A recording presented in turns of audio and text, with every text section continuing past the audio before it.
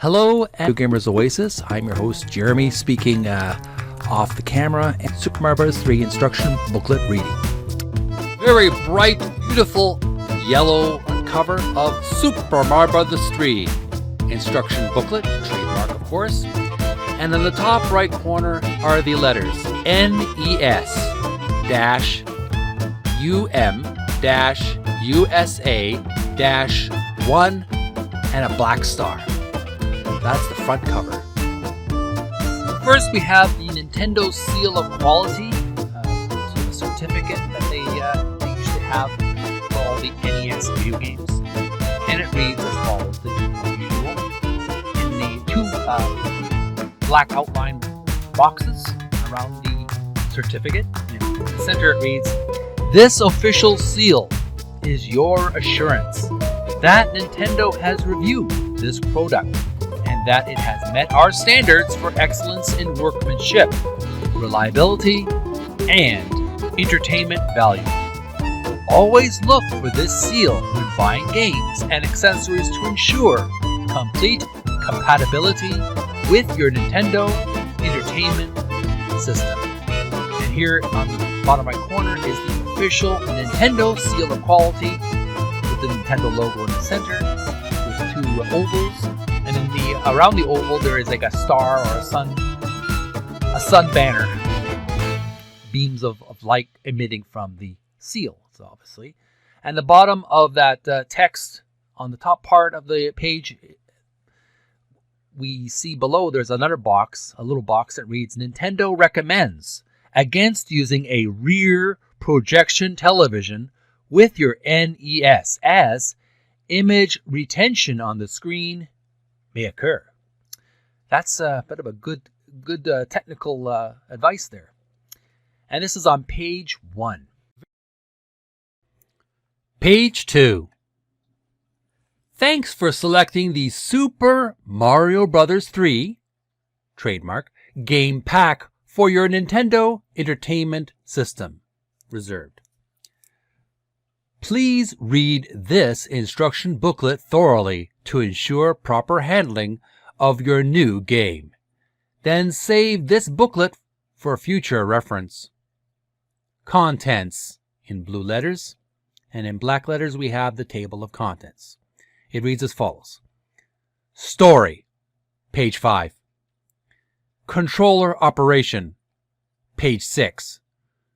New techniques, page 11. Moves you already know, page 14. How to play Super Mario Bros. 3, page 15. How to play the one-player game, page 16.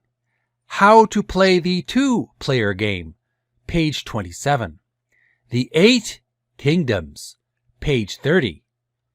The characters, page 35.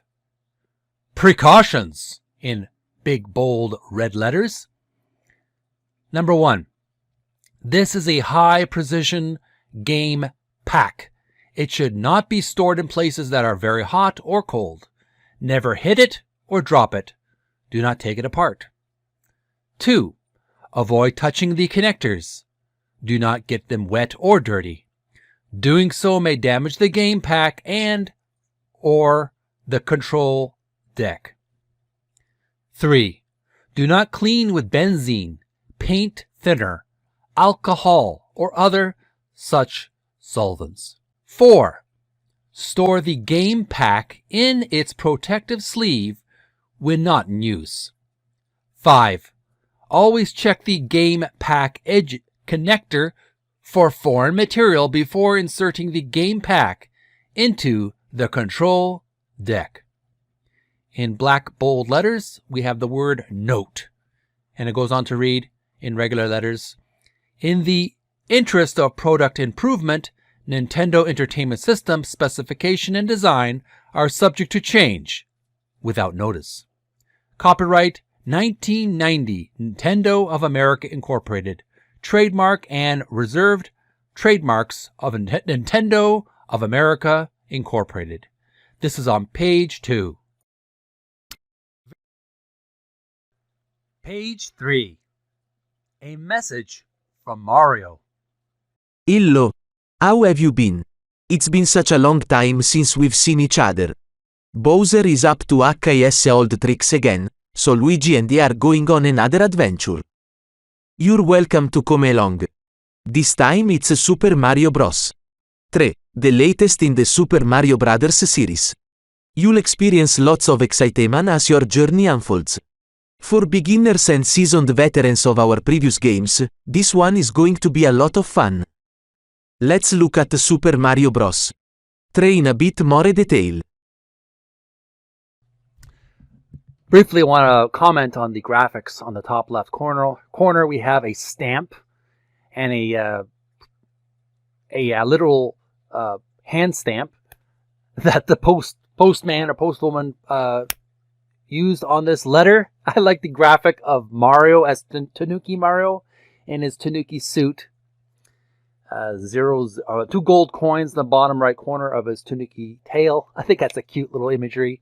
I like the idea that Mario is sending you a letter with a request for help in beating Bowser. Now we're going to read about Bowser is back on the bottom right part of the page. Ha ha ha! These are my 7 children. They're going to help me take over the mushroom world. This is on page 3.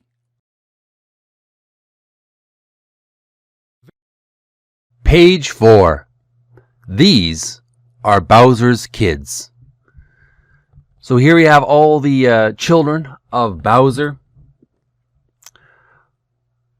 From we'll look at it clockwise in the very bottom. On the bottom we have Lemmy Koopa on top of a ball with a yellow ball with blue stars.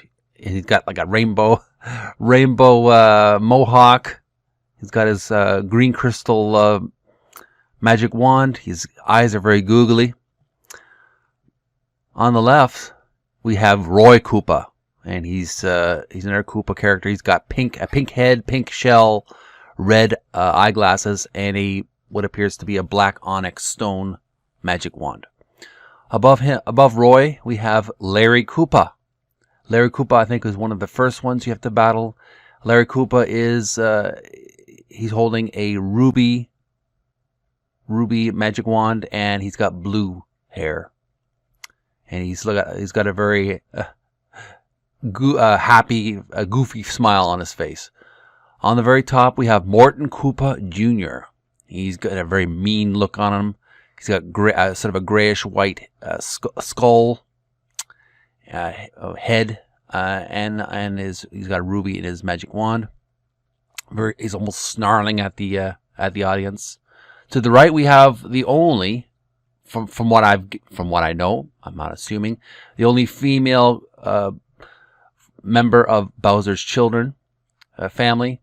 We have Wendy O'Koopa, and she's a female Koopa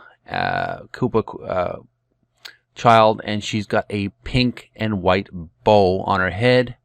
She's got some rings or bracelets, bangles on her wrists, and it appears to be a dark blue crystal in the magic wand. To the right of Wendy, we have Iggy Koopa, and he looks like a nerd. He looks like he's wearing black rimmed glasses, very big eyes. He's got rainbow colored hair on his head, and he's got a gold crystal, like an amber crystal, on his magic wand. And he's stepping up with his left foot. And below Iggy, we have the final mini boss before King Koopa at the end of the game. We have Ludwig von Koopa, and he's got a blue crystal magic wand. He's got blue hair and green head, and he's got a big smile. I don't know if that's a tooth in his mouth or his tongue, but he's got a really big smile, and a very evil smile. And I can't help but think he reminds me of Ludwig van Beethoven, the great German composer. I think that's what the creator of these characters were thinking of at the time of this design. And they all say, just love being mean. Exclamation point, exclamation point. And this is on page 4. Page 5. Story. The Mushroom Kingdom has been a peaceful place thanks to the brave deeds of Mario and Luigi. The Mushroom Kingdom forms an entrance to the Mushroom World, where all is not well. Bowser has sent his 7 children to make mischief as they please in the normally peaceful Mushroom World. They stole the royal magic wands from each country in the Mushroom World and used them to turn their kings into animals. Mario and Luigi must recover the royal magic wands from Bowser's 7 kids to return the kings to their true forms. "Goodbye and good luck," said the princess and Toad as Mario and Luigi set off on their journey deep into the Mushroom World.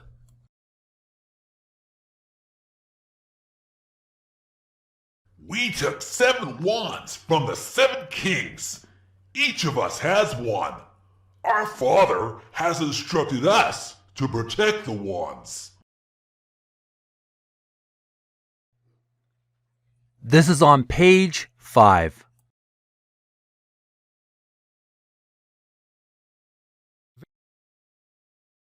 Page 6. We have a white page with a red banner on the very top with black and white lettering. On the top, the title reads Controller Operation.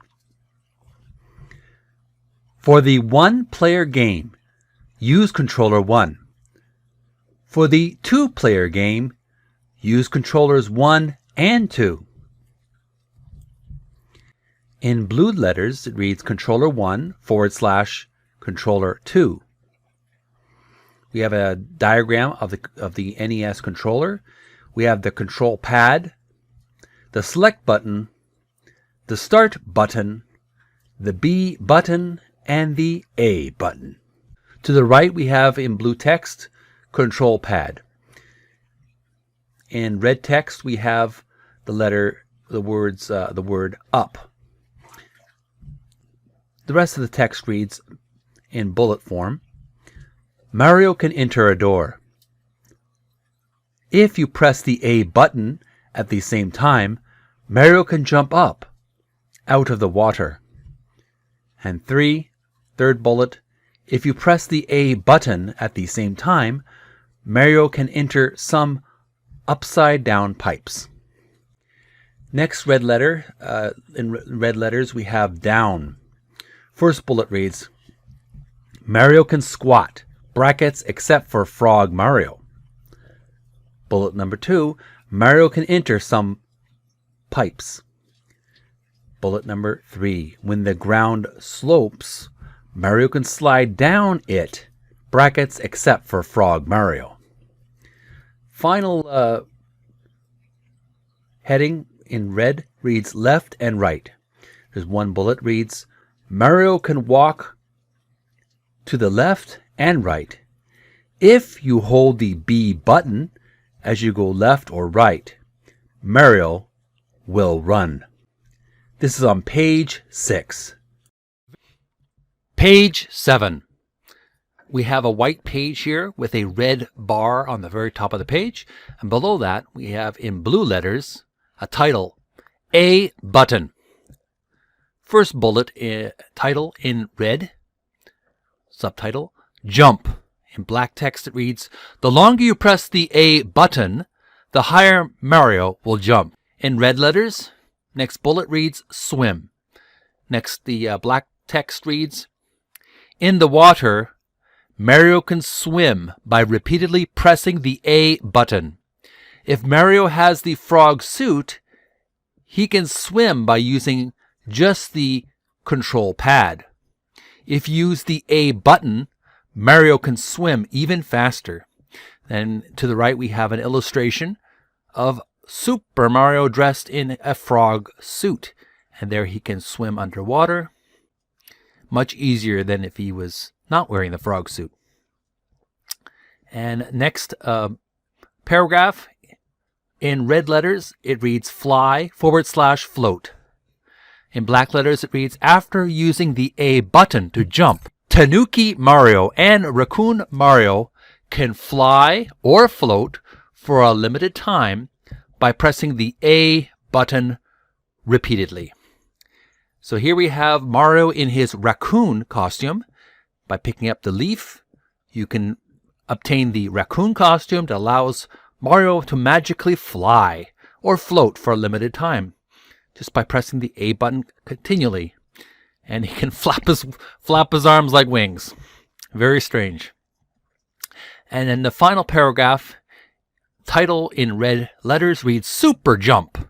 In black letters it reads, when Mario jumps on an enemy, he can jump very high by pressing the A button. That's something I'm going to have to try the next time I play Super Mario Bros. 3 for the NES. This is on page 7. Page 8. We have another white page with a red bar on the top of the page, and the next subheading title reads in blue, B button. First bullet title in red reads accelerate. In black text it reads, pressing the B button while walking will make Mario accelerate. When Mario is moving fast, he can jump higher and farther. If you continue to accelerate, the power meter, brackets, right arrow, right arrow, right arrow, right arrow, right arrow, right arrow, right arrow, brackets, P, will increase. When the power meter is all the way to the top, Mario's arms open, a whistle blows, and the brackets P will flash. When this happens, you can press the A button repeatedly to fly. Pretty cool. Next paragraph, red title, bullet form, it reads, pick up a shell. In black text, it reads, after you have jumped on a Koopa, you can pick up the shell by hitting it from the side while you have the B button pressed. To kick the shell, let go of the B button. Brackets, hint. This is very useful for breaking blocks in odd places. So there's two illustrations that I want to just review first. For the accelerate paragraph, we have Mario in his raccoon suit, accelerating, after accelerating, pressing the power meter, running all the way to the right or left, and flapping the A button, you can begin to fly. Next paragraph, picking up the shell, we have an example of Mario in his raccoon suit still, picking up a turtle shell. You can actually carry the shell before kicking it. So if you click the B button, you can pick up the shell, and to kick the shell, let go of the B button. So you're using the shell as a weapon against other enemies. Very useful in this game. Final paragraph, red title bullet, reads, wag your tail. In black text, it reads, Tanuki Mario or Raccoon Mario can make a bracket, quote-unquote, tail attack. When you press the B button with your tail, you can break blocks and defeat some enemies. So here we have an example, an illustration of Mario in his raccoon suit. You can also wear the Tanuki suit, which is more difficult to get that costume. But anyways, when he has the tail and ears, he can wag his tail from side to side and break blocks and defeat enemies with it. And I want to add there, when you're on the final ship of the boss, the final boss of the world, you can even hit bullet bills and cannonballs with your tail. So make sure to utilize that weapon when you are faced with some dangerous enemies. Really cool to use the Tanuki or the raccoon suit. This is on page 8.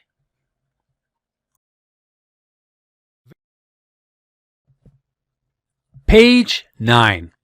We have another white page with a red bar on the top of the page, and below that we have 2 paragraphs with 2 red titles or mini titles, and the first one reads with a bullet, "Throw fireballs." In black letters it reads, "If Mario picks up a fire flower, he can throw fireballs by pressing the B button." So this is carrying on from the original Super Mario Bros. 1. In the original Super Mario Bros. 1, Mario can pick up a fire flower after picking up the mushroom, and he can throw fireballs at his enemies. In the third installment of the games of Super Mario, he can do that again. And this time I'll add, in Super Mario, when he takes the fire flower, he glows fiery red and white. So he's more of a glowing Mario in this one. Moving on to the next paragraph. In red letters it reads with a bullet, "Turn into a statue." In black letters, "Tanuki Mario can turn into a statue for a short period of time by pressing the B button and down on the control pad at the same time. While Mario is a statue, he cannot be harmed." So here we have an illustration to the right of Mario in his Tanuki suit, very similar to the raccoon suit, but there's more fabric involved in this suit. He has, ears and a head. He has the ears and tail, but he also has a furry suit to put on. Looks like a bear almost. And to the right, we see illustration of Super Mario transforming into a stone statue. And the turtle, the Koopa, is walking by Mario with a big question mark above his head. He doesn't know what happened to Mario. Ignores him. And also the statue, you've noticed, it has, on the left hand, it appears to be a Buddhist priest or Buddhist monk's staff with that ring on the top, metal, and his right hand is out. I don't know, asking for donations or something. And he's got a red collar. And he's made of stone and he cannot be harmed. So it's great for, I guess dropping on enemies on top of your enemies as a stone statue. Really cool technique. I would like to learn how to use the Tanuki suit in future gameplays of Super Mario Bros. 3 for the NES. And before we finish the rest of this page, I'm going to backtrack for a few seconds. Previously, we listened to Larry Koopa. He's the first on the list of one of King Koopa, Bowser's 7 children, Larry Koopa. Now we're going to listen to Morton Koopa Jr. I can't but help think of Morton Downey Jr. in the 1980s. Some of you may be too young to remember, but he was sort of a shock jock, or he was similar to Jerry Springfield. I meant to say Jerry Springer. He was a controversial talk show host in the early mid 80s and late at night, and he was very gruff. So take it away, Morton Koopa Jr. What do you have to say? You're pretty tricky. With all these new moves, Mario will be difficult to beat. I better report this to our dad. This is on page 9.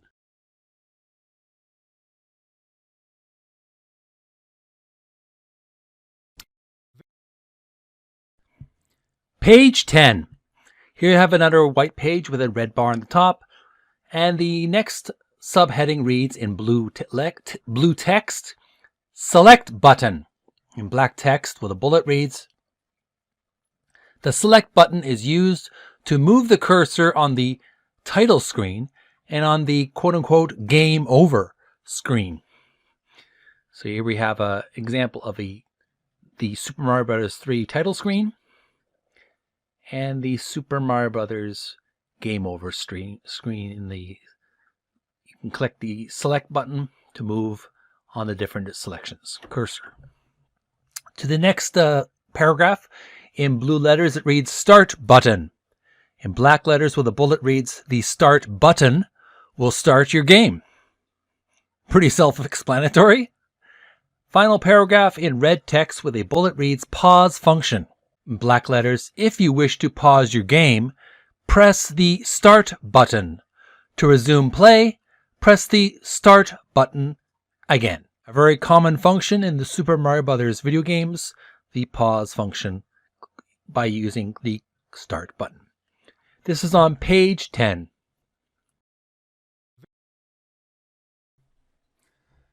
Page 11. We have another white page with a red bar on the very top of the page with a green title. It reads New Techniques. And below there are various cartoon illustrations of Super Mario using various jumping, grabbing, and attacking techniques. There are a total of 8 different techniques. I'm going to look at one at a time and focus on each image. Page 11, first image. Top left corner, holding a shell, B button. Holding the B button, we have an illustration of Super Mario or Mario picking up a green turtle shell. Next we have another illustration to the right, running with a shell. Right direction, B. Brackets, holding the B button. So if you hold the B button while you pick up the shell, you can run with the shell, moving different directions, left or right. Next to the right, we have another illustration, kicking the shell. That's right direction arrow. And the brackets read releasing the B button. Next to the right, we have breaking a block. So here we have an illustration of after Mario kicks the turtle shell from the previous illustration, he kicks it toward a block, and the block is smashed to bits using the turtle shell. Next, we have a subheading in black. It reads, When Mario has a tail. This is important to know. First illustration under that paragraph and that subheading, title, it reads, Accelerating, right arrow B, power meter going up. So here we have an illustration of Super Mario with the raccoon tail or the tanuki suit, depending on which is which. They're basically the same, besides some major differences, but the accelerating command is right arrow B. Next is more acceleration, right arrow B, meter full, brackets P, starting to flash. So if you keep holding down the B button while directing the arrows, Mario's speed meter will rise up and up until it reaches the maximum allowed meter. Next to the right, we have take off, right arrow A.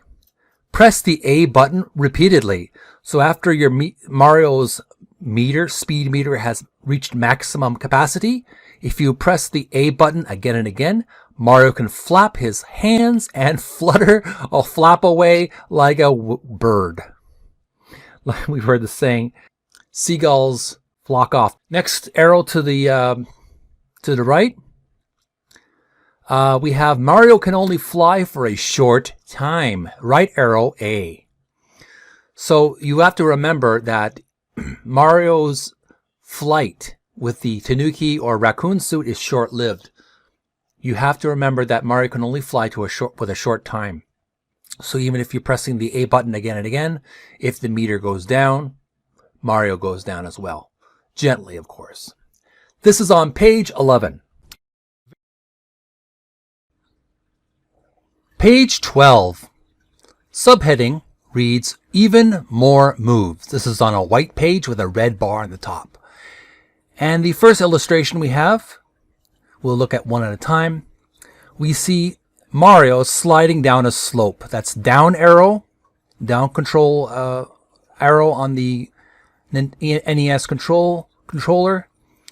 And you just press down and you can slide. You can see Mario is sliding right by those Goombas. He's just knocking them down one after another. It's a really fun technique when you have a slope. Next technique, we have the tail attack. That's the B button. And there we have an illustration of Mario with his tanuki, or in this case, raccoon suit. Either one is fine. And he's swinging his tail from side to side, giving himself a chubby checker, the twist. Let's twist again like we did last summer. And he's smacking that Goomba right off its feet with his tail. Really fun technique. Really nice. Effective. And it's also effective for defending yourself when you're on the ship.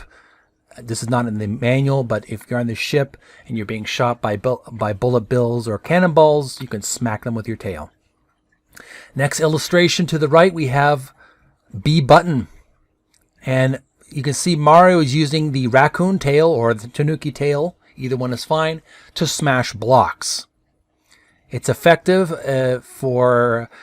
especially for blocks that are too low to the ground that you can't jump under them. You can just knock them with your tail and get some prizes within. And the final illustration on page 12, we have Super Mario in his raccoon or tanuki suit, either one is fine, smashing his tail against the question mark box, golden box, and he's getting a mushroom. That's the B button. Really effective techniques that are really useful in this game. Page 12.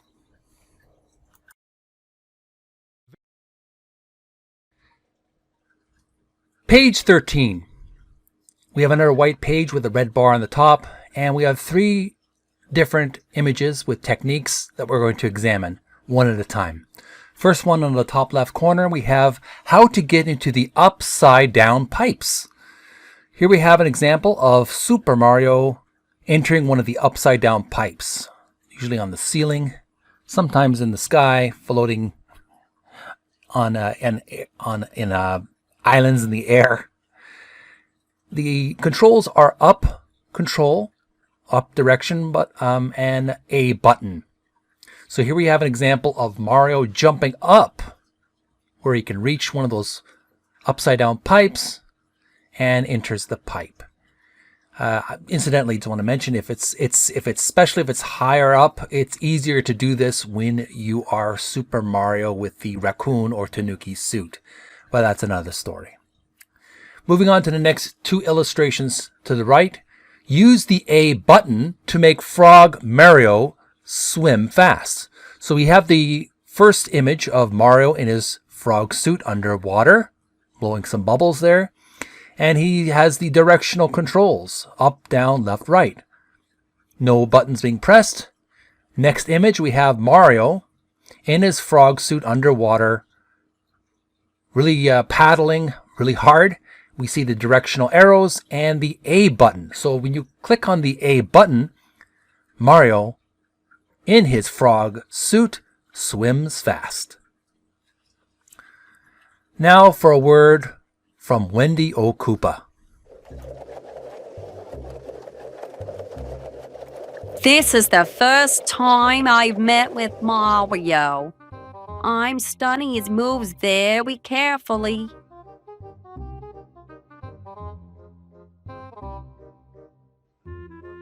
This is on page 13.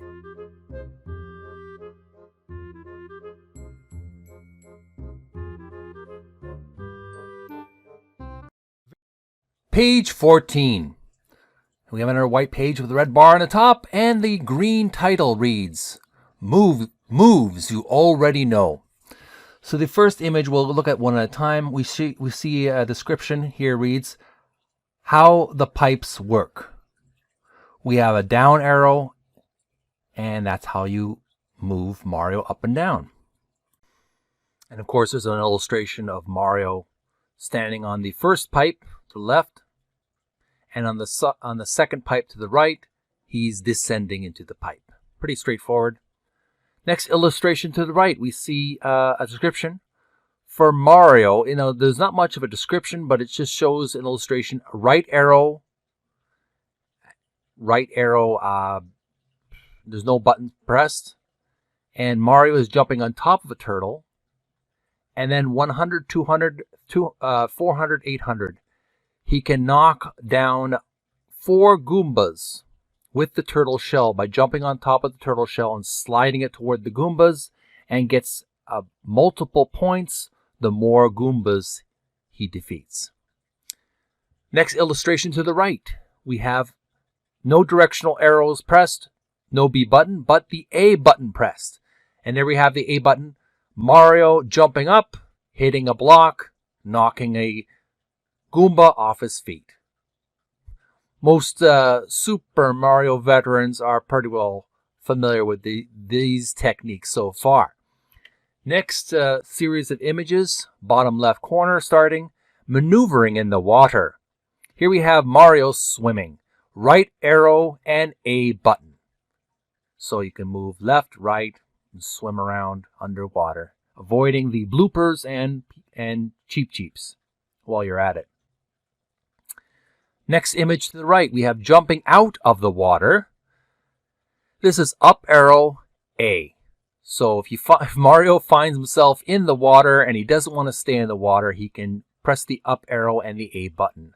I find it interesting that in these kind of circumstances where there's like a water trap in the game, Mario cannot really swim underwater, because if he sinks, he will actually drown in these kind of levels. Kind of unusual, but there you have it, folks. That is moves you already know on page 14. Page 15.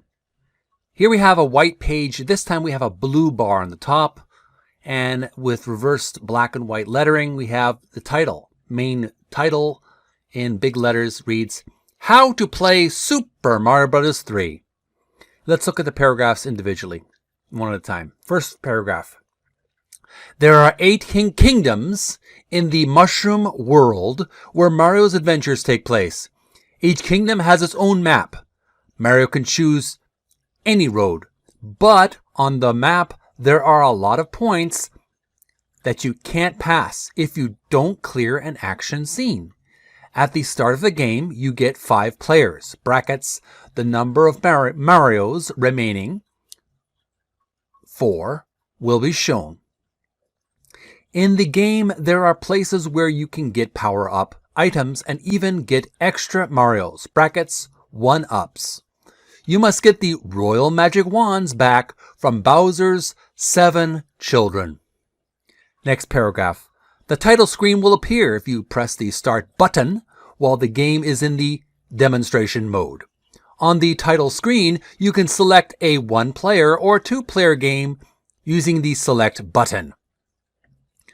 If you press Start again, the map of World 1 will appear and your game will begin. Here I have an illustration on the left side of the page of the title screen that you will be greeted with. Now for a word from Iggy Koopa. Ha ha! Mario and his friends must be getting very nervous now. I can hardly wait to meet up with him. This is on page 15.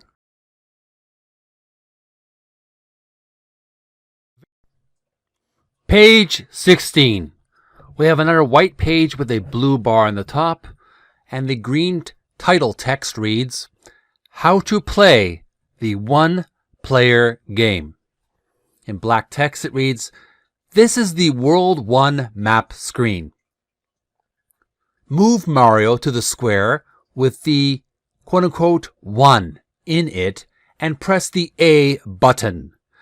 This will make the action scene for World 1-1 appear. Next we have a map screen. Illustrated here, World 1-1.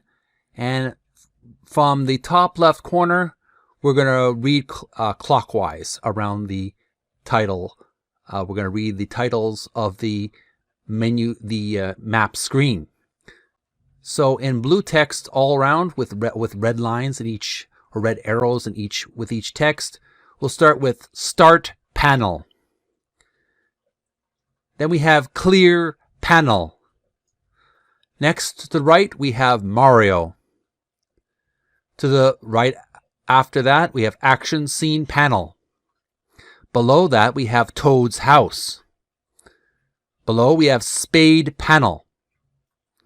Below that we have the fortress, the main boss location where you have to rescue the king's magic wand. Below the fortress we have Hammer Brothers, pointing there. Next we have cards taken. To the left we have number of coins. Below that we have time remaining. To the left we have score. To the left of that we have power meter. To the left of that we have number of Marios. To the left of that we have world number. And above that we have mini fortress. These are where you can find the mini bosses in these castles. Mainly they're called boom booms. They're mini bosses. And above that we have locked door. And we're back to the start panel. And that is on page 16. Page 17. We have another white page with a blue bar on the top. There's some icons describing each part of the map that we just looked at the previous page on page 16. First we have the start panel with a gray bar for each title. It reads below, Mario starts from here. Pretty self-explanatory. Next title, it reads Action Scene Panel. Description reads, this panel contains an action scene. If Mario gets defeated while in an action scene, he will be put back on the world map. So Mario has to return to the world map if he gets defeated. So watch out not to get defeated in the game. Next descriptive title in red reads with a bullet. It reads blocks. In black text it reads hit blocks from the bottom or ram them from the side. A useful item might pop out. We have 4 pink boxes, and inside the boxes there's some text and imagery. For the first box it reads brick. Here we have an image of a Super Mario Bros. 3 brick wall, and the description reads, Super Mario can break this. Next box to the right, we have question block, and here we have a metallic block with a question mark on the block. And it reads, something interesting is bound to come out. A lot of surprises in those blocks. Next block to the left, lower left, it reads switch block. And this is new to the game. This Super Mario Bros. 3 is very unique. The final 2, we have a blue, sort of a blue bubble-like block, and it has a letter P in white letters. And it reads, when you touch this, something strange will happen. Often what happens, I just want to describe, if you touch that, blocks will turn into coins, but temporarily though. Next block to the right, we have the jump block. And this block is white, and it has a musical note on the block. Description reads, if your timing's right, you can jump very high. And text below reads, there are several other types of blocks too. This is on page 17. Page 18. We have another white page with a blue bar on the top. And below that we have another title. In red text with a bullet, it reads items. And below that word, we have 1, 2, 3, 4, 5, 6 pinkish boxes that we're going to read, and some more information. There's an orange text title below that, gain more power by gathering items. So first of all, let's learn about the items. First item from the left, coin. Gather 100 coins and you'll earn an extra Mario. To the right, we have the 1-up mushroom. It's a mushroom with green spots. It reads, gain an extra Mario. To the left, we have the Starman, When you take the Starman, it makes you invincible for a short time. You can plow through enemies without any trouble, but be quick about it because it is a limited time offer. To the right, we have the Super Mushroom. It's a mushroom with red spots, and it reads, changes Mario into Super Mario. Bottom left box reads, Super Leaf. This is a new item. Changes Mario into Raccoon Mario. Allows Mario to fly by flapping his arms like wings of a bird. And finally, we have the Fire Flower. And of course, we know what this item does. It changes Mario into Fire Mario. Allows Mario to shoot fireballs. Pretty straightforward. Text below that reads, there are many more surprises that aren't listed here. Interesting. And finally, we have the second half of the page. We have an orange text. It reads, gain more power by gathering items. Here we have regular sized Mario when he starts off in the game. Mario here in the game.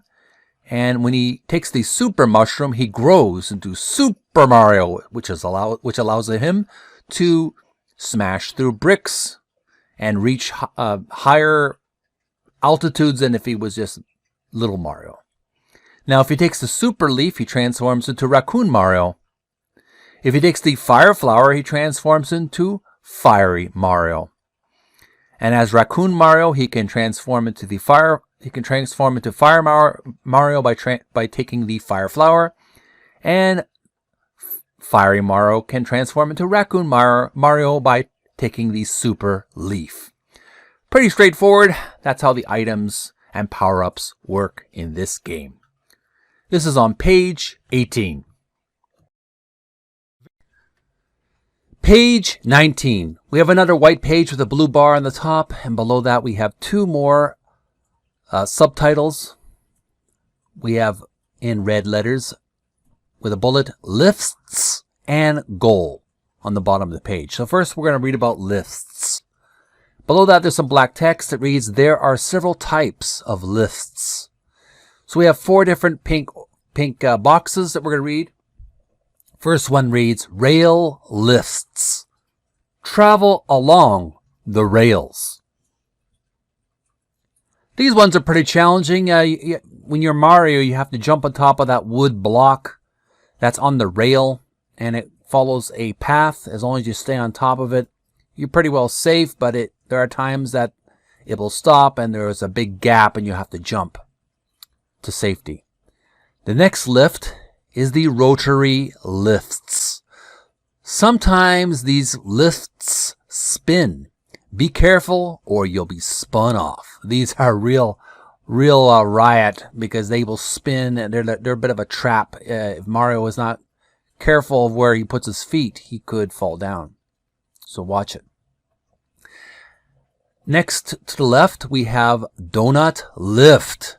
Oh, these are really fun. More of a drop than a lift. When you step on these, they will shake and drop. Yes, and often they are. I found these so far in one of the Boom Boom castles, the mini boss castles, and they are usually levitating on top or above a pit of lava. So really dangerous if you don't jump off in time. Final box reads directional lift. These are really challenging. They took a long time to learn. Description reads, you can control the direction of this lift by jumping and pressing the desired direction while in the air. So this is very tricky. I did a walkthrough recently on TikTok and on my YouTube channel, Video Gamers Oasis, and I showed how to change the direction of the lift, the arrow. I think you have to press the jump button several times, the B button, the A button, and you just have to you have to kind of trial and error. It's something you have to learn by yourself, but eventually it will work. You will make it to the top.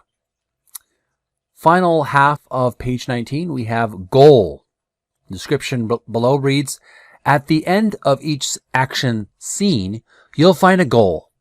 In the goal, 3 kinds of cards, brackets, mushroom, flower, and star, will flash. Jump up and touch the goal to grab a card and clear the level. If you get 3 cards, you will get an extra Mario. If you get 3 cards of the same type, you'll get even more extra Marios. Brackets, see next page. Here we have an illustration of the end screen. I always breathe a sigh of relief when I make it to the end of the level. It means I survived and I'm gonna get some reward. It's always good to get the mushroom, flower, and star, especially if you got 3 in a row. This is on page 19.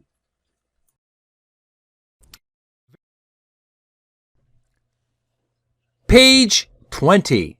We have 2 halves of this page here we're going to read. We're going to learn about the treasure cards that you get at the end of each level, either mushroom, flower, or star.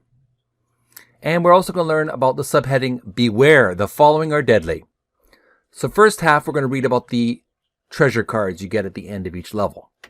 First one we have is the 3 mushroom cards. If you get 3 in a row, you get 2 extra Marios. If you get 3 flower cards, you get 3 extra Marios. And if you get 3 star cards, you get 5 extra Marios. There's some bullet points that we want to read. It reads, the cards are displayed at the bottom of the screen. At the end of an action scene, a bonus is added to your score depending on how much time you have left. And finally, any enemies remaining on the screen, when you touch the goal, will be turned into coins. I always enjoy doing that when I'm being chased by a particularly persistent and tenacious enemy. If they follow me all the way to the end screen where everything is black and sort of white outlined, well, if you would catch the card in time, they turn into coins and some points. And so it's always sweet to turn your enemies into money. Moving on to the second half of the page, the subheading reads, Beware, the following are deadly. This is in red text, big bold red text, to indicate this is very serious, very deadly too. The black text paragraph reads, you lose 1 Mario. First bullet, when you are touched by an enemy. If you're Super Mario, you won't lose a life if you're touched by an enemy. You just go back to being ordinary Mario. If you're Fire Mario or Raccoon Mario, or in this case, Tanuki suit as well, then you go back to being Super Mario. If you do get hit, Mario will flash for a few seconds.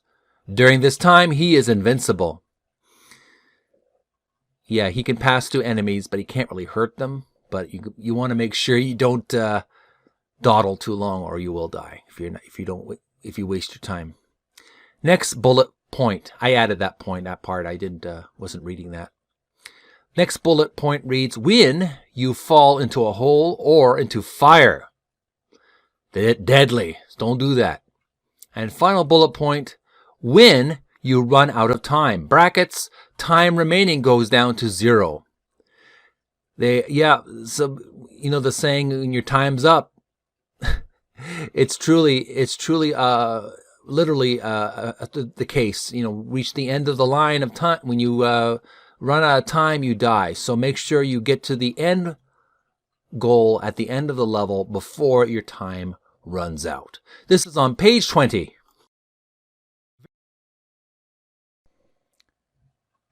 Page 21. We have 2 subheadings. This time they have gray backgrounds. For the first one we're going to read is clear panel, and the second one will be spade panel. Clear panel. Here's the illustration of what it looks like on the map, and the text below reads, when you clear on action scene, this panel appears. You may pass through this point freely. Brackets, in the 2-player mode, if Luigi clears it, an quote-unquote L will be displayed. Next subheading, spade panel. And here's the illustration of the spade that's on the map. Text below reads, here you play a slot machine type of game. The object is to line up the pictures. Every time you push the A button, it will cause a line to slow down and stop. If you complete a picture, you can get extra Marios. And here we have an illustration, a snapshot or a thumbnail of the game. The type of game, it's a slot machine, like you get in a casino. We have the mushroom, the flower, and the star. You have to line them up. Make sure that they all line up and you can get extra lives. For the mushroom picture, you'll get 2 extra Marios if you line it up. For the flower picture, if you line it up, you get 3 extra Marios. And for the star picture, 5 extra Marios. Brackets, you can pass this point without playing if you wish. It's optional. I usually enjoy playing these little mini games, and I used to really get a lot of them won, but sometime lately I've been kind of rusty. So I'm working on getting those treasure images lined up. The trick is to really wait for it to go in the middle and then click it immediately. You just have to go with your gut. It's more of a intuition kind of game than a intelligence or skill game. It's hard to explain it to a person. You just have to practice at it. This is on page 21. Page 22. Here we have another white page with a blue bar on the top, and we're looking at some more map details. First one we have is N-mark spade panel. So this is the spade panel that's on the map. Description below reads, occasionally this panel will appear on the map screen. It contains a quote-unquote memory match card game. Choosing a card using the control pad, then select it with the A button. Then choose another card. If they match, you will receive the item on the cards. You can continue to play until you miss twice. This is I usually have a lot of fun with this kind of game. It's a match game, and it's a great way to win prizes. I always like winning prizes by matching the different treasures that you can earn as Super Mario. Moving on to the next paragraph, and the next image on the map is the mini fortress and locked door. Paragraph reads, the mini fortresses are guarded by Boom Boom, a tough servant of Bowser. When you defeat him, you get a magic ball and the mini fortress tumbles to the ground, and the locked door gets unlocked. So this is the mini fortress where you meet the mini boss Boom Boom. It's a castle where Mario or Luigi has to explore, defeat some enemies, and defeat Boom Boom.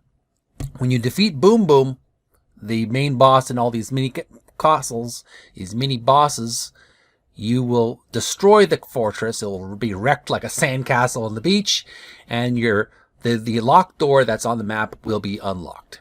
Pretty straightforward. Final paragraph, Toad's house. Paragraph reads, Mario can get some useful items here. Stand in front of one of the treasure boxes and press the B button. The treasure box will open and an item will pop out. Brackets, you can pass Toad's house without entering it if you wish. It's an optional level, but it's very advantageous if you check it out. It says Toad's house. You get this illustration in the game of Mario as Raccoon Mario entering the house, and Toad is inviting Mario to pick a treasure chest. I personally like to pick the metal chest, but sometimes I'll deviate from left to right. Depends on where I'm feeling lucky, kind of intuition. But it's fun to look for the Toad's house and to get treasures that can enhance Mario's ability. This is on page 22. Page 23. We have another subheading from one of the icons on the map of Super Mario Bros. 3, as well as another subheading. A blue one for Hammer Brothers, and a red text that reads items you can use on the map screen. So first we're going to read about the Hammer Brothers.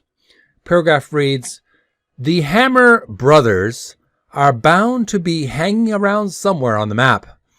When you meet up with them, a battle will take place. If you can defeat them, you will be rewarded with a special item. Brackets, the Hammer Brothers differ from world to world. So here's an illustration to the right. We see Mario facing off with a Hammer Brother on top of the brick plateau, and he usually is throwing hammers at Mario. Defeat the Hammer Brother, and a treasure chest will magically appear in front of Mario, and you can take the treasure chest, open it up, and you can get a prize. Usually a very helpful power-up. Next paragraph, items you can use on the map screen. The items that you can get in Toad's house or by beating the Hammer Brothers can be used on the map screen. You can only use one item at a time. While on the map screen, press the B button to display the items that you possess. Brackets, they will be shown in the box at the bottom of the screen. Choose the item you wish to use by using left and right on the control pad and activate it with the A button. If you have more than one screen full of items, you can use up and down on the control pad to flip to the different screens. You can collect a maximum of 28 items. If you pick up a 29th item, it will take the place of the 28th item. That's good to know. There's a limit of items you can pick up. And here we have an illustration of the map to the right, with Mario on the bottom right corner of the map. This is on page 23. Like, comment, and subscribe to Video Gamers Oasis on YouTube. Check out my link tree, link in the description. Video Gamers Oasis. Website, YouTube channel.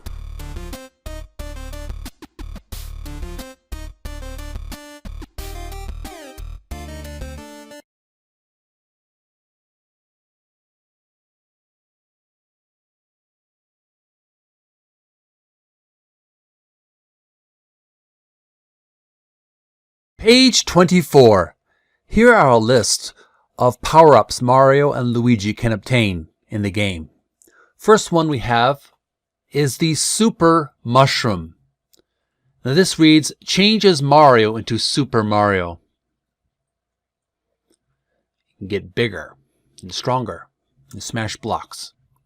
Next box to the right, Magic Wing. You can fly through an action scene until you run into an enemy. It's a great way to cheat through an entire level. If you don't want to battle the enemies, just fly up all above them. Fly up far above into the sky until you reach the end. Next box to the left, we have the Fire Flower. Changes Mario into Fire Mario. Just like the Super Mario Bros. 1 game, you obtain the Fire Flower, you can shoot fireballs at your enemies. Next box to the right, Star Man. When you start an action scene, you will be invincible for a short time. Yes, when you get the Star Man, it's great to get. Mario Luigi can run through his enemies without any problems, without getting hurt, but it's for a limited time only. Next box to the left, we have the Super Leaf. Now this changes Mario into Raccoon Mario. He gets the raccoon tail and ears and allows him to fly. But you have to keep tapping the button in order to stay in the air. It's limited flight only. Next box to the right, we have the Hammer, used to break rocks on the map screen. This is very helpful on the map screen when there are rocks in the blockading the path of Mario. He can't get through the rocks. Get the hammer, smash through the rocks. The barriers are removed. Next box to the left, we have the frog suit. Now this changes Mario into Frog Mario. I haven't had a chance too much to use the frog suit, but it is very helpful from what I've seen from other video walkthroughs. Mario with the frog suit can maneuver underwater much faster than if he didn't have the frog suit. Next box to the right, we have the music box. You can make Hammer Brothers and others fall asleep on the map. Pretty handy. I have not tried this tool, this power-up yet, but it might be a good time to do that in the next world. Next box to the left, we have the Tanuki suit. Changes Mario into Tanuki Mario. This is a really cool power-up, very rare, very difficult to get often in this game. It's similar to the Super Leaf, the changing Mario to Raccoon Mario. It's a total suit, a furry suit, with the same effects, same powers, similar to the Raccoon Mario. However, as an extra magical power, it allows Mario to transform temporarily into a stone statue that can either smash his enemies by falling on top of them, or just become invisible to his enemies. Next box to the right, we have the magic whistle. Not much is known about the magic whistle. See if you can find it. I wonder. That's a neat magical treasure to get. I have a little bit of intuition based on what I've seen. I think it could be a warp whistle. Not quite sure. Next box to the left, we have Yugam's Cloud. Now this allows you to pass an action scene without playing it. It's great for gamers who want to skip levels.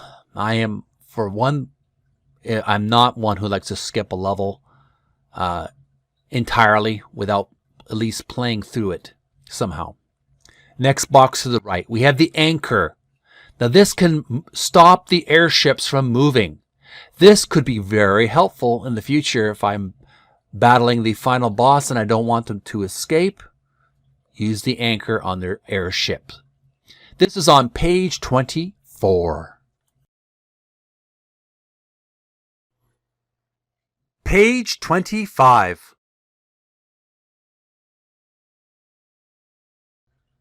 Roy Koopa, the fourth boss in Super Mario Bros. 3, has something to say. Wow, Mario sure has some neat new tricks. I hope we can stop him. Just a side note, I can't help but comment, maybe just me, how much Roy Koopa reminds me of a youthful version of Jesse the Body Ventura from his days in WWF, World Wrestling Federation. Just a minor comment. After that little taunt from Roy Koopa, let's read the next paragraph, and there's a banner title that reads Fortress. Below that title it reads, This is the end, Fortress in World 1. The king has been transformed by one of Bowser's kids. You must retrieve the royal magic wand. This is the guardian of World 1. There's an illustration of one of the bosses in World 1 in the ship. You must jump on his head 3 times to defeat him. If you don't succeed in defeating him, the airship will move to a different place on the map screen. Chase it and challenge him again. Final paragraph. When you defeat him, you can get the magic wand and you are able to change the king back to his human form. Then it's on to World 2. So here we have an illustration of the throne room after Mario defeats the World 1 boss in the airship.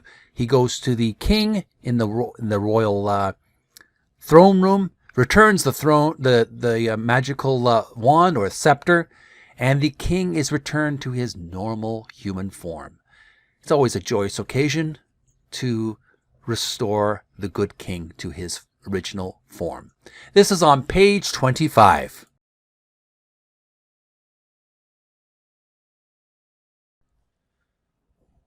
Page 26. We have another white page with a blue bar on the top of the page and a red subtitle that reads, Game Over. First paragraph. When you lose all of your Marios, the Game Over screen appears. Choose either Continue or End with the control panel and press the Start button. Second paragraph. If you choose Continue, the game starts again from the beginning of the world that you were in. Bullet number 1, you get to keep all of your items. Bullet number 2, all clear panels go back to being action scene panels. Bullet number 3, if you have destroyed the mini fortress, it will stay destroyed. Third paragraph, if you choose End. Bullet 1, you will go back to World 1. And here we have an illustration of World 1. You have an illustration of the Continue or End choice for Mario. This is on page 26. Page 27. We have another white page with a blue bar on the top and a green subheading that reads How to Play the Two-Player Game. First paragraph. In the two-player game, player 1, brackets, with controller 1, is Mario. Player 2, brackets, with controller 2, is Luigi. Player 1 and player 2 take turns clearing the action scene panels. The two players can choose to cooperate or to compete against each other. If one player is in the same space on the map as the other player, then the two-player battle mode, brackets, shown below, can be entered by pressing the A button. Paragraph 2. In the battle mode, brackets, just like the game Mario Brothers, when one player is punched from beneath by the other player, one of the punched player's cards will pop out.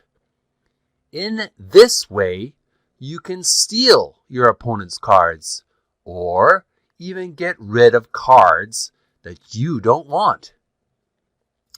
This is going back to the original Mario Brothers classic Nintendo game that started in the arcades and also in early Atari 2600, ColecoVision, and even the NES as well.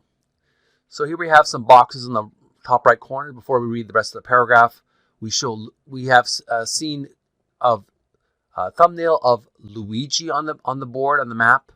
Luigi is on the screen instead of Mario, player 2. And below that, we have an example of the Mario Brothers classic arcade game.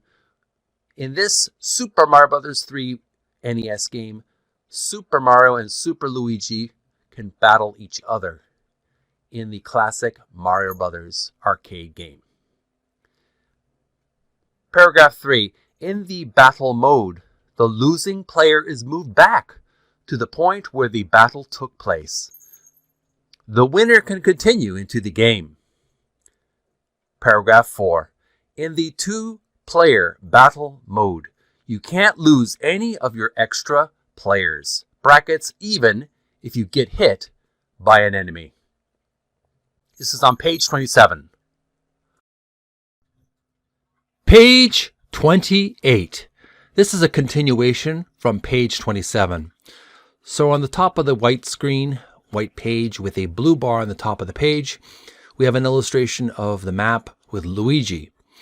And the text reads on the left illustration, it reads, Luigi's going to start a battle with Mario.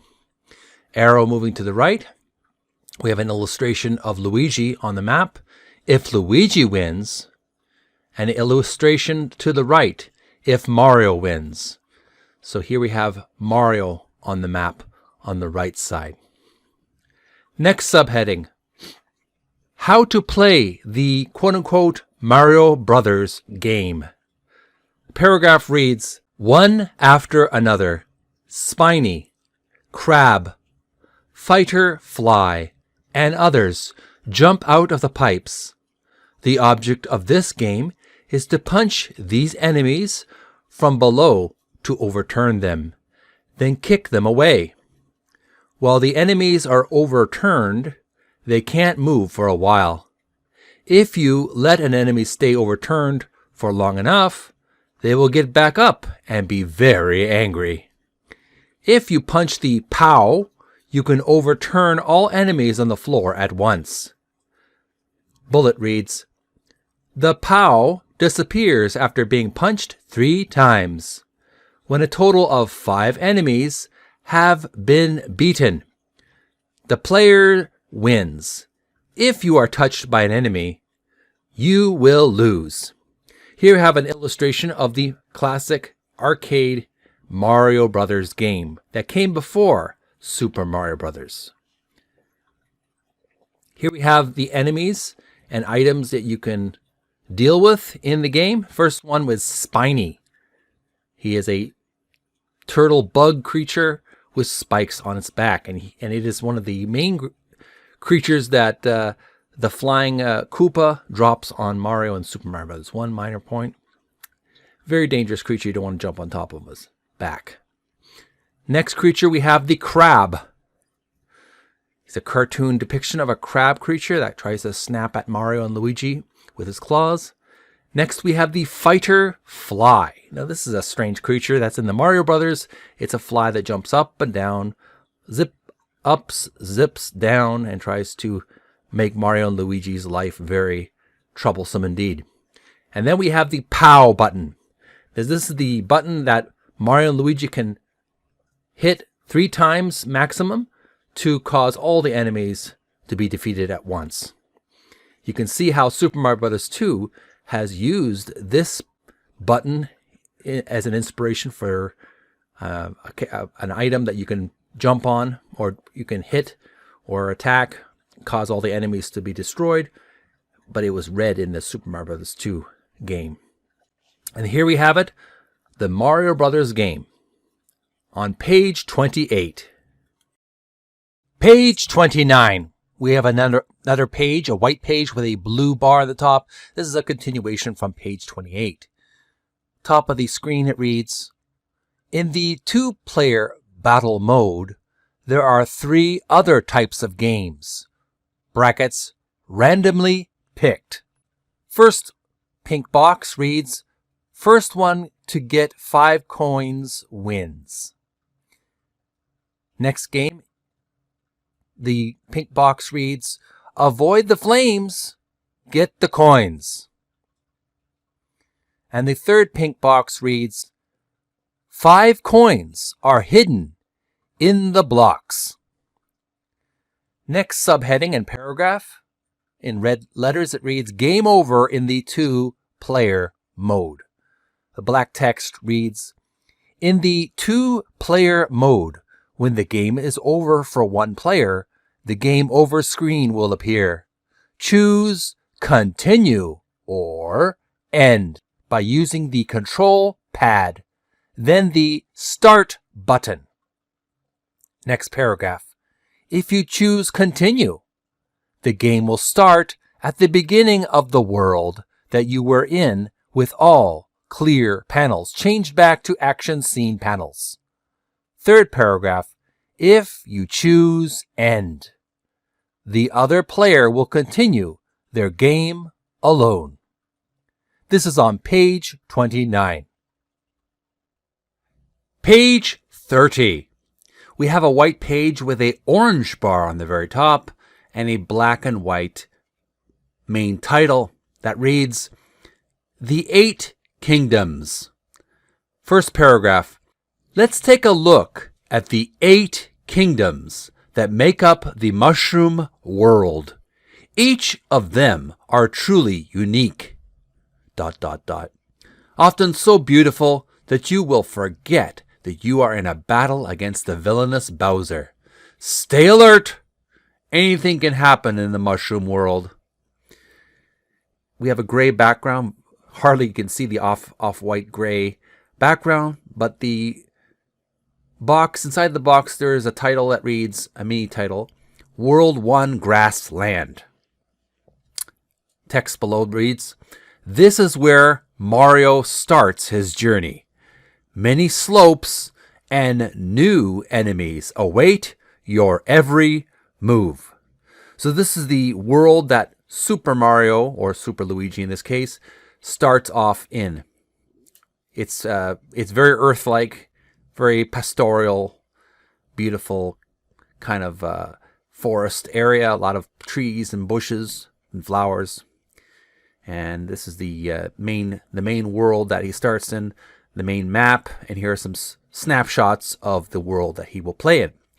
This is on page 30. Page 31.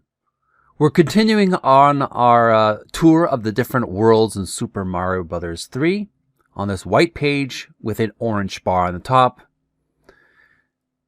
First of all, let's look at the top half of the page. We have World 2, Desert Land. Be careful! The desert has conquered its share of weary travelers.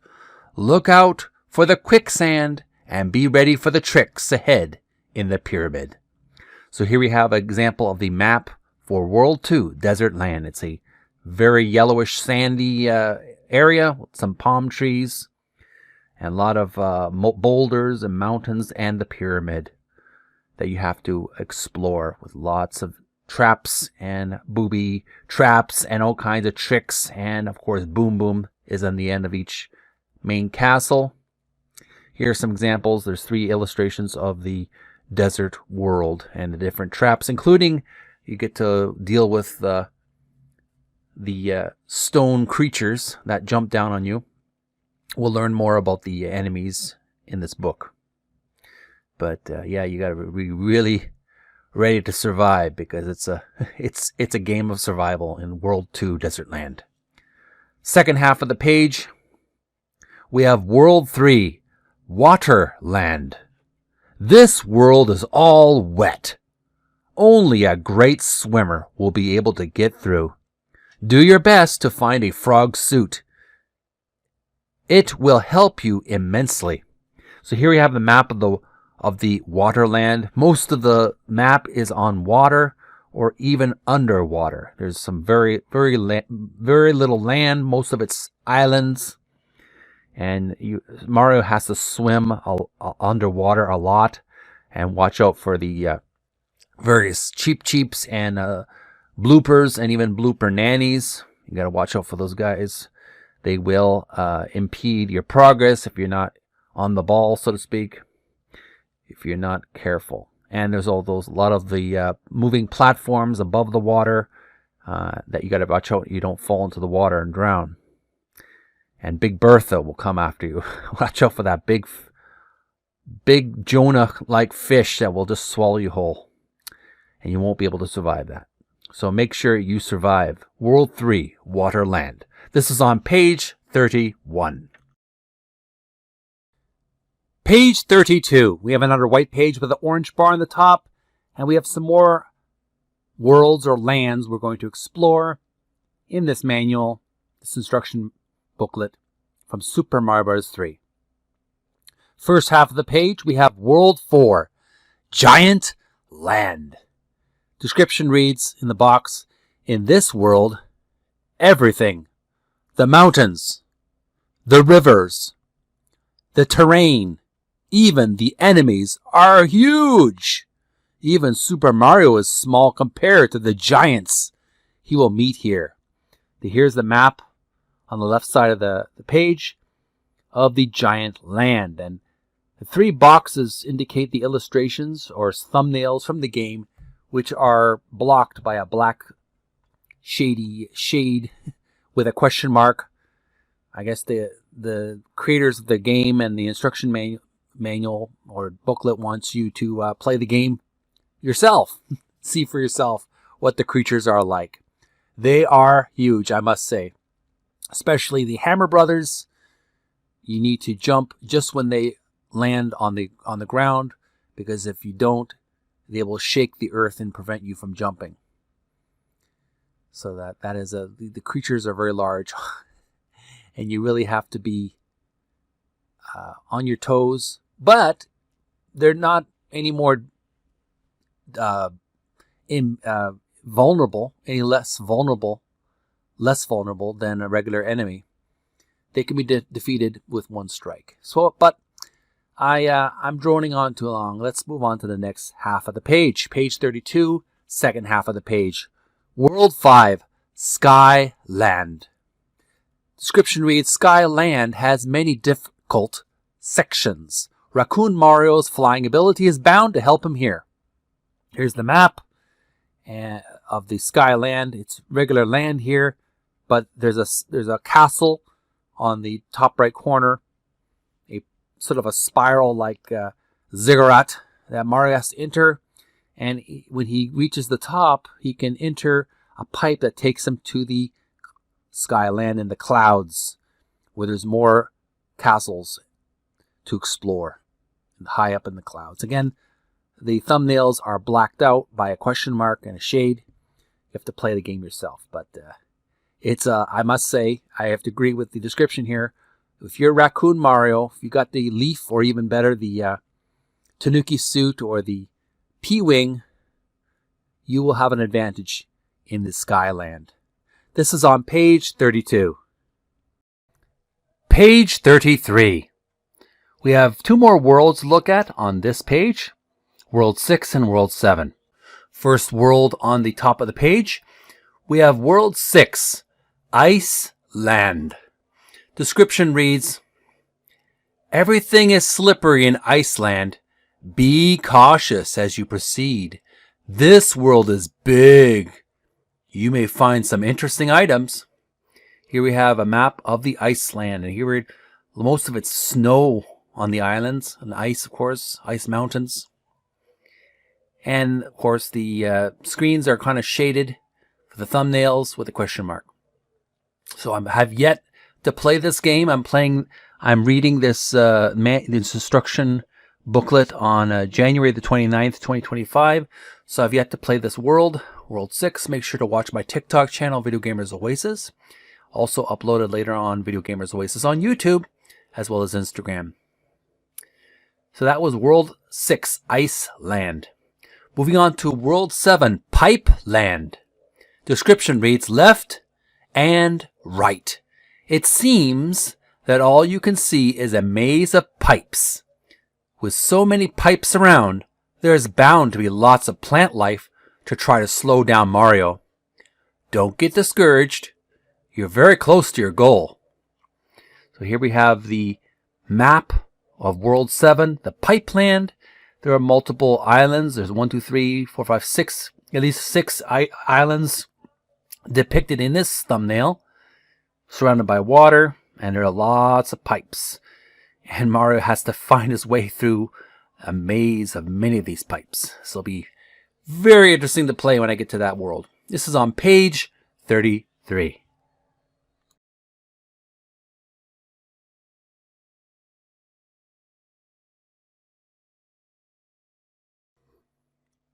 Page 34. World 8, Dark Land. And as you can see, all the thumbnails from the world, the final world, World 8, they all have been blacked out with a question mark on them. You'll have to play the level to get through and see what's in store for Mario and Luigi. Now for a word from Lemmy Koopa. How far can Mario go? I hope he doesn't make it this far. Dad has many complicated tricks waiting for him in the Dark Land. I've even heard about some new weapon that Dad's been making. This is on page 34. Page 35. We have a white page with a blue bar on the top, and the black and white title reads The Characters. Paragraph reads, a host of new characters have joined Bowser and his turtle tribe. With this information on these new enemies, you'll be well prepared. In green text, it reads, enemies above ground. First paragraph with a blue title, it reads Para-Goomba. A new flying version of an old familiar enemy. Once you jump on it, it loses its wings. Next paragraph below with a blue text title, it reads Micro Goombas. These are Para-Goomba's children that will cling to Mario. Pressing the A button rapidly is the only way to get them off of Mario. So here we have an example. One of the first enemies mentioned on this page is the Para-Goomba. Very annoying version of the Goomba. Has wings and flutters around Mario. And the only way to get rid of its wings is to jump on its head. And it has little children called the Micro Goombas that will act like parasites that cling onto Mario or Luigi during the adventure. So you really got to jump a lot up with the A button to get rid of those little nasty little critters. Next paragraph to the right with a blue title, we have the Para Beetles. Mario can ride on top of these flying beetles. So here we have two flying beetles called Para Beetles, and they're not really, they're sort of like enemies, but they're not really. They're more like friends because they allow Mario to jump on top of them while levitating high in the sky. You can jump on them while they fly toward Mario or Luigi during the game, and they remind me very much of the characters, the giant vultures in Super Mario Bros. 2, but that's neither here or there because this is a different game. But they are very helpful in helping Mario get to the next level. And finally, on page 35, we have the Fire Snake. Blue text title. The paragraph reads, a moving chain of fireballs that can pass through many things to get to Mario. These are nasty creatures. They're basically fiery snakes.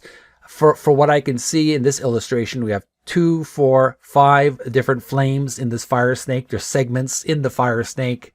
So you got to watch out for these nasty little serpentine creatures that will jump up and down, usually in the desert world, the sand world. So you have to watch out when you hit them. I think you can hit them with fireballs or with turtle shells. So make sure you protect yourself against the fire snake when you meet it. This is on page 35. This is a continuation of page 35. We're learning about the characters of Super Mario Bros. 3 for the NES. Page 36. We have some more characters to look at. First, we have on the top left corner of the white page with the blue bar in the top, we have Fire Chomp. A black ball followed by a chain of fire that shoots fireballs at Mario. Look out! They can explode. So they're a combination of a bomb from Super Mario Bros. 2 and a fire and a chain chomp, as we're going to learn about in just a few seconds. It's a snake with a black ball for a head, like a bomb, and has these. It's very nasty. It shoots fireballs at Mario. Many times when Mario is high up on the plateaus and there's nothing but sky for as far as Mario can see, you got to watch out for these guys. They come at Mario at the worst times ever. So I find that knocking them on the head, if you don't have a fireball, a fire flower, you can just jump on top of their heads. Next character to the right, we have the Chain Chomp. Although tied to a block by a chain, Chain Chomp is quite a tough enemy. Only Invincible Mario is able to defeat him. So it's a savage, carnivorous ball and chain with teeth. You got to really be on your top game with this guy. Yes, get the Starman to become invincible, and you can just plow through the Chain Chomp. Otherwise, avoid him at all costs. Next subtitle we have is in green, Enemies in the Water. First enemy we're going to look at is the bloober with kids. It's a squid with children. Bloober swims underwater with its children. It has a relative, the scattering bloober, whose children scatter in all directions. Yeah, the bloober was in the original Super Mario Bros. 1. This time he has some offspring. So you got to watch out. They're like a tail. They almost act like a tail that can swipe at Mario while he's underwater. Either avoid him or hit him with a fireball. Whatever works for you. Next character we have is Cheep Cheep. Swimming in the sea, this thorny fish will try to block Mario's path. So this is a spiky Cheep Cheep. There was a Cheep Cheep in the Super Mario Bros. Original NES. Now this one, this fish has spikes on its head. So watch out for, don't bump into him unless you want to get skewered underwater. Just use a fireball, fire flower if you've got it. Or the Hammer Brothers suit, if you got that as well. Rare to find though. Next character to the left, bottom left corner, is the Gelectro. Pardon me if I didn't pronounce that correctly. This electric jellyfish may sit still anywhere in the sea to get in Mario's way. They are invincible. Totally plot armor. No way of defeating this creature. Just avoid at all costs. Avoid the Gelectro. Do not hit it.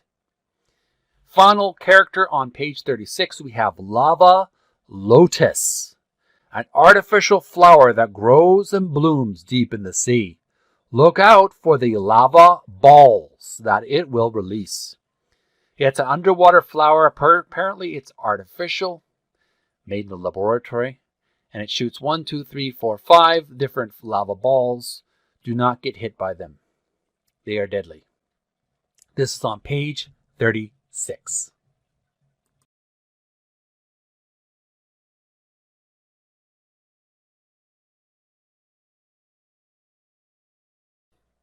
This is a continuation of page 35. We're learning about the characters of Super Mario Bros. 3 for the NES. Page 37. We have a new subcategory that reads Enemies Underground in green letters. We have 1, 2, 3, 4 more paragraphs to read on this page. First title with blue reads Buzzy Beetle. He's back again. This time he can walk on the ceiling. So me have remembered, if you've played Super Mario Bros. 1 for the NES, there's a turtle-like creature which is actually an insect, a beetle, that is impervious to fireballs. And he's very dangerous if you don't know how to handle him. But you can jump on top of him, and he will scoot from back and forth if you hit him, and like a turtle shell. He's very, very dangerous if you don't know how to handle him, because he can hit you very hard. And this time he can walk on the ceiling. So watch out for this guy, especially in caverns. Next paragraph, it reads Spike. Spike is usually easygoing, but once he sees Mario, he starts throwing spiked balls at him. Spike occasionally appears above ground too. So he's like a turtle reptilian creature with a turtle shell on his back, and he spits out a spiked ball from his mouth, and he throws it at Mario or Luigi. So watch out for this guy. Protect yourself and knock him down immediately if you can. Next category or character we want to read about is Bob-omb. You may have remembered him from Super Mario Bros. 2 if you've played that game. Bob-omb. As long as he's walking, Bob-omb seems cute. Be very careful when he starts to flash. He will explode, destroying everything around him. Yeah, this guy has a very short temper, an explosive temper at that.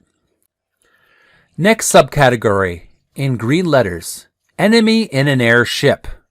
This is actually the boss ship at the end of each world.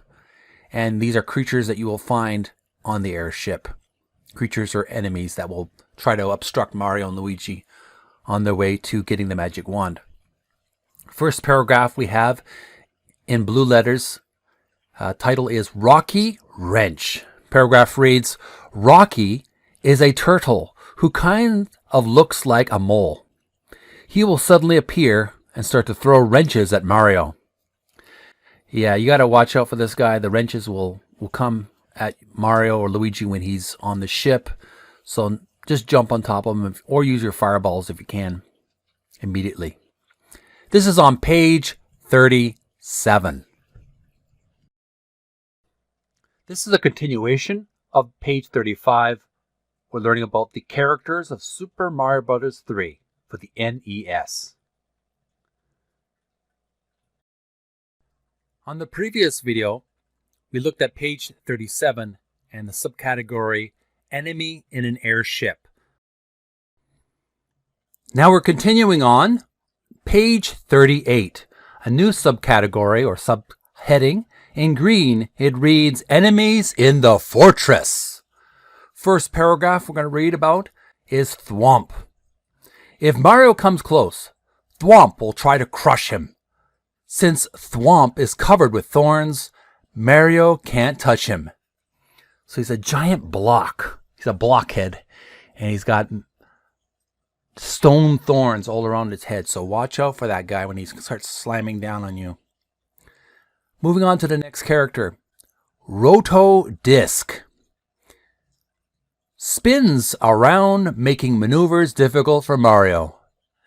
And these are like orbital planets that go around the different blocks and areas, especially around power-ups. So try to avoid them because they are invincible. Moving on to the next character. Quote-unquote Boo Diddley. Bit of a play on words based on a classic blues R&B singer, guitarist. Boo is too shy to look anyone in the face. But when you turn around, ... Yes, he's a dangerous ghost that will only attack Mario or Luigi when his back is turned. So try to face him as much as you can. And do not try to fight him. He's invincible. Moving on to the next character on page 38, Hot Foot. Usually, Hot Foot stays on a burning candle. If Mario gets close, Hot Foot will start to chase him. A very dangerous anthropomorphic candle. Try to avoid him as much as you can. This is on page 38. This is a continuation of page 35. We're learning about the characters of Super Mario Bros. 3 for the NES. On the previous video, we were learning about a new subcategory, Enemies in the Fortress, starting on page 38. Now we're continuing on, learning more about Fortress enemies on page 39. First character here on the page, Dry Bones, is the blue title. Paragraph reads, a mummified turtle? No matter how many times you jump on it, it'll come back to life. Yes, this is the infamous mummy turtle that's in the various fortresses, starting with the Egyptian fortress. You got to continue crushing it, and you can get points, but he'll resurrect immediately after. One advantageous way to deal with this creature is to become Tanuki or Raccoon Mario, flutter around, jump on top of a number of these mummified turtles without falling to the ground, just fluttering your tail and your arms. You can get infinite lives if you are skillful enough. Next character we have is Stretch. Paragraph reads, a ghost that hides under the floor waiting for anyone to come along. If anyone has watched my previous TikTok and YouTube upload where I play through Super Mario Bros. 3 World 6, the last fortress in that world is probably one of the most frustrating ones because they have these ghost creatures called the stretches, and they're like basically they're living in the floor and they jump. They attack Mario or Luigi like a shark does in the water. Very frustrating, very nerve-wracking dealing with these creatures because they're invincible. You can't kill them, and you got to watch where you fall because you will lose your life or lose your power-up. Very, very tedious creature to deal with. You have to be very skillful in how you jump and where you jump and how you get your power-ups because you could lose your power-up with these creatures. Final subheading on the page 39. In green letters, it reads, "The boss of the mini fortresses," plural. The blue title reads, "Boom, boom." Paragraph reads, "This is the boss that controls the mini fortresses. Boom, boom hurls himself at Mario with his arms swinging. Mario needs to jump on Boom, boom 3 times to defeat him. Be careful though. Boom, boom gets quicker every time he gets jumped on." Here we have Boom Boom to the right. He's a cross between a dragon turtle. He looks a little bit like Donkey Kong or a gorilla because he's got these big fists that he slams on the ground. I seem to always manage to defeat him. You just gotta be in a flow state, as the people on TikTok say. You gotta be just very quick on the draw. Just continue jumping on his head and you will defeat him. The last boss of each mini fortress. Boom Boom. This is on page 39. This is a continuation of page 35. We're learning about the characters of Super Mario Bros. 3 for the NES. On page 40, we have a new subcategory, a new subheading. In green text, it reads, "The Piranha Plants." These are all carnivorous, dangerous monster plants that are on Mario and Luigi's path. First paragraph with a blue title, it reads, "Venus Fire Trap." This piranha plant emits fireballs. They come in different sizes and are very dangerous. Here we have an illustration of the piranha plant that shoots fireballs. It's the Venus Fire Trap. They aim at Mario wherever he may go. So make sure you shoot it before it shoots you and avoid its fireballs. Next paragraph with the blue title, Patooie. P-T-O-O-I-E. Paragraph reads, "These flowers blow up spiked balls from their mouths. There are walking ones as well as ones that live in pipes." So they balance a spiked ball above their mouth, kind of almost like a creature that belongs in the circus. Just knock them out of the way with your fireball, your hammer, brother, weapon, or your raccoon tail. Next paragraph, subheading, "Walking Piranhas." It reads, "These small flowers jump up when Mario gets close. Some of them can move around." So these are like jumping white flowers.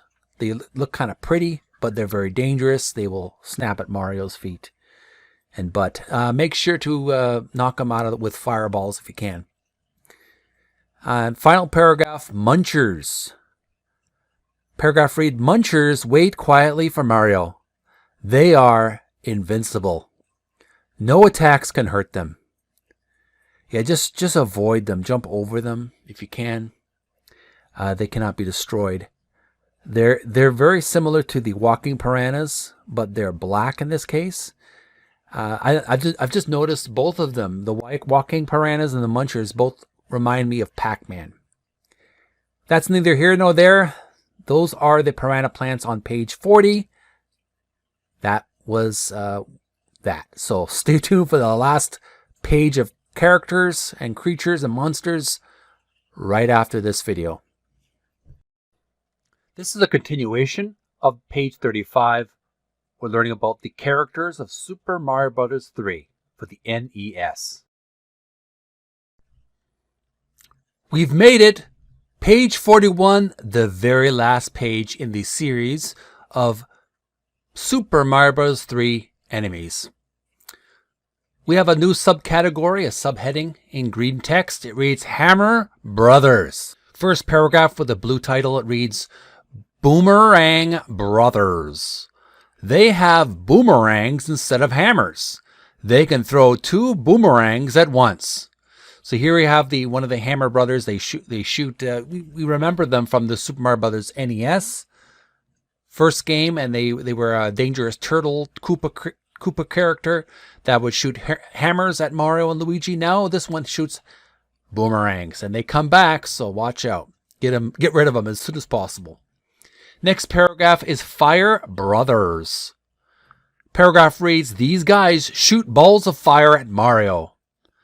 This is a different kind of hammer brother. He shoots fireballs out of his mouth. Get rid of him right away if you can. And avoid those fireballs. Final paragraph we have, title reads, Sledge Brothers. The Sledge Brothers shake the earth when they jump. They also throw hammers.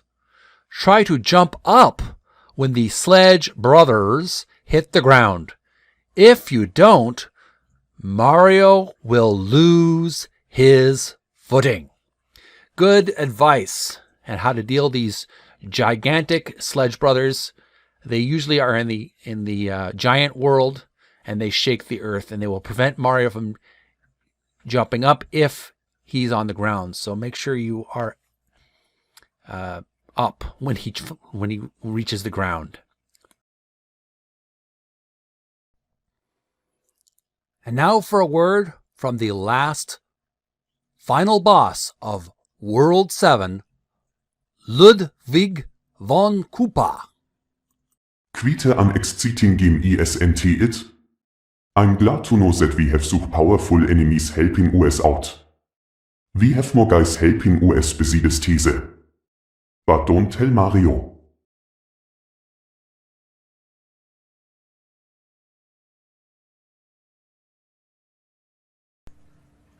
This is on page 41.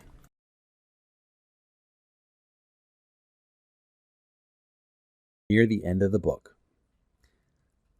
Title reads, on an off-white, almost pink page, To Mario's Players.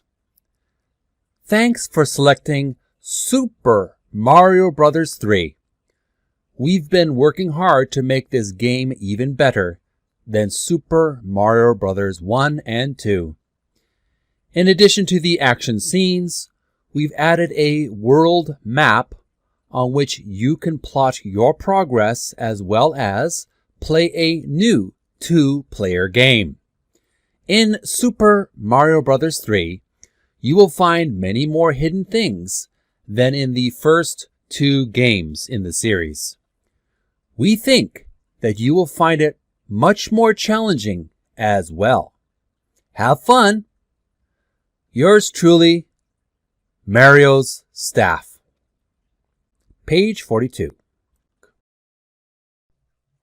We're now going to take some time to read page 43, and we're going to read some very dry material. Only the most die-hard and obsessive Super Mario Bros. 3 collectors and fans and trivia researchers need to watch this. Compliance with FCC regulations is the title. It's on a white page. We're going to read the paragraphs now. This equipment generates and uses radio frequency energy, and if not installed and used properly, that is, in strict accordance with the manufacturer's instructions, may cause interference to radio and television reception. It has been type tested and found to comply with the limits for a Class B computing device in accordance with the specifications in Subpart J of Part 15 of FCC rules, which are designed to provide reasonable protection against such interference in a residential installation. However, there is no guarantee that interference will not occur in a particular installation. If this equipment does cause interference to radio or television reception, which can be determined by turning the equipment off and on, the user is encouraged to try to correct the interference by one or more of the following measures. First bullet, reorient the receiving antenna. Second bullet, relocate the NES with respect to the receiver. Third point, move the NES away from the receiver. Fourth point, plug the NES into a different outlet so that control deck and receiver are on different circuits. Next paragraph, if necessary, the user should consult the dealer or an experienced radio/television technician for additional suggestions. The user may find the following booklet prepared by the Federal Communications Commission helpful. Last paragraph, how to identify and resolve radio-TV interference problems. This booklet is available from the U.S. Government Printing Office, Washington, D.C. 20402, stock number 004-000-00345-4. Period. This is on page 43. Some more dry material. Page 44. The title reads 90-Day Limited Warranty Nintendo Game Packs. We'll read the first column paragraph. 90-Day Limited Warranty, : First paragraph reads, Nintendo of America Incorporated, brackets, quote-unquote, Nintendo, warrants to the original consumer purchaser that this Nintendo Game Pack, brackets, quote-unquote, pack, P-A-K, shall be free from defects in material and workmanship for a period of 90 days from date of purchase if a defect covered by this warranty occurs during this 90-day warranty period. Nintendo will repair or replace the PAK or pack at its option, free of charge. Next subheading reads, to receive this warranty service, number 1, do not return your defective game pack to the retailer. Number 2, notify the Nintendo Consumer Service Department of the problem requiring warranty service by calling 1-800-255-3700. Our Consumer Service Department is in operation from 4 o'clock a.m. to 10 o'clock p.m. Pacific Time, Monday through Saturday, brackets times subject to change. Please do not send your pack to Nintendo before calling the Consumer Service Department. Number 3. If the Nintendo Service Representative is unable to solve the problem by phone, he will provide you with a return authorization number. Simply record this number on the outside packaging of your defective pack and return your pack freight prepaid and insured for loss or damage, together with your sales slip or similar proof of purchase within the 90-day warranty period to, Nintendo of America Incorporated, NES Consumer Service Department, 4820 150th Avenue, N.E. Redmond, Washington 98052. Next paragraph.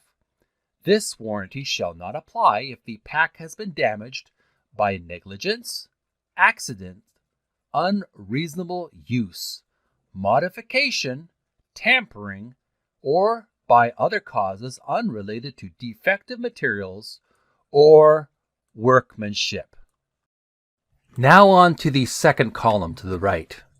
First subheading reads, Repair/service after expiration of warranty, : Next paragraph reads, if the pack develops a problem requiring service after the 90-day warranty period, you may contact the Nintendo Consumer Service Department at the phone number noted above.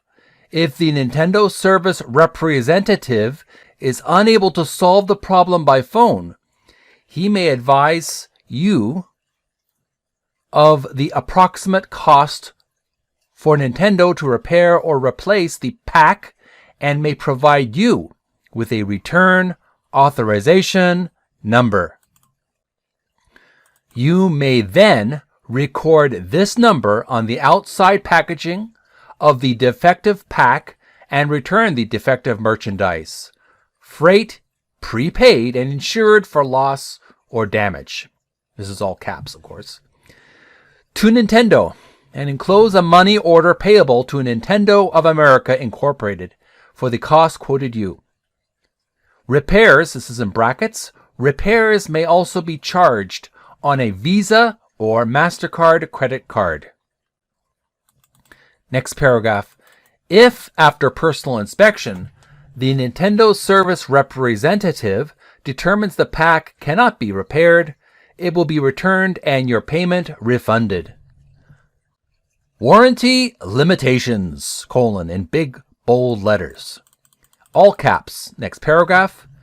Any applicable implied warranties, including warranties of merchantability and fitness for a particular purpose, are hereby limited to 90 days from the date of purchase and are subject to the conditions set forth herein. In no event shall Nintendo be liable for consequential or incidental damages resulting from the breach of any express or implied warranties. Last paragraph on page 44. The provisions of this warranty are valid in the United States only. Some states do not allow limitations on how long an implied warranty lasts or exclusion of consequential or incidental damages. So, the above limitations and exclusion may not apply to you. This warranty gives you specific legal rights, and you may also have other rights which vary from state to state. There's a bit of a misspelling there of state. But there you have it. That is on page 44. We got through some really dry material on the 90-day limited warranty for Nintendo game packs. I hope you found some kind of education out of this material. I like researching this information. It's probably outdated, but it's fun to look back at these old game pack legal information and warranties. This is on page 44. On page 45 and 46, we have memo. We have a total of 1, 2, 3, 4, 5, 6, 7, 8, 9, 10, 11. 11 lines here where you can write your journal, video game journal based on Super Mario Bros. 3. Maybe you have some cheats or walkthroughs perhaps you'd like to write out, or just experiences, maybe drawing a map of the game. And finally, let's look at the last page in our reading. It's the back cover of the Super Mario Bros. 3 instruction booklet. The back cover, it's a all banana yellow. On the very bottom of the page, we have the Nintendo logo, red and white, very unmistakably Nintendo. with a little bit of reserve sign or symbol in the corner of the O. Below that logo, we have text, black text, that reads Nintendo of America Incorporated, P.O. Box 957, Redmond, Washington 98073-0957, USA. And the corner it reads printed in Japan. And there you have it. That is the entire reading of the instruction booklet for the Super Mario Brothers 3. Pardon me, I'm very tired. I've had a lot of reading to do and I stumble with my words sometimes. Thanks for watching me read and fumble and drone on. I hope you found some trivia, some enjoyable nostalgia in this booklet. Leave your comments below if you found it helpful in your Super Mario Brothers 3 NES journey. Before I go, I want to ask you, do you have any ideas for future instruction booklet readings? I know that there's a great deal of NES games out there that have instruction booklets that may be enjoyable to read, but there are also Sega, PlayStation, ColecoVision, even modern day game systems for the PlayStation 5, 6 in the future, Xbox games, PC games in the future, Steam games.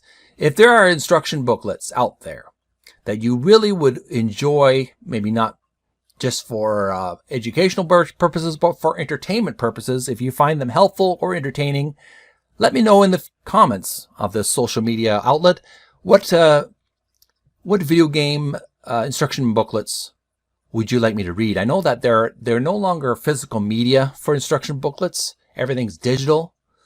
But if you'd like me to compose a series of videos where I read an instruction booklet of your choosing, leave your comments below. Thanks for watching. I'm Jeremy from Video Gamers Oasis, speaking off the camera, relaxing in my toasty and cozy library with a nice fireplace in the background. I'm going to take a break from reading for a while, but I'll let you know what books I'll be reading in the future. Thanks for watching and have a great week. Bye for now. Like, comment, and subscribe to Video Gamers Oasis on YouTube.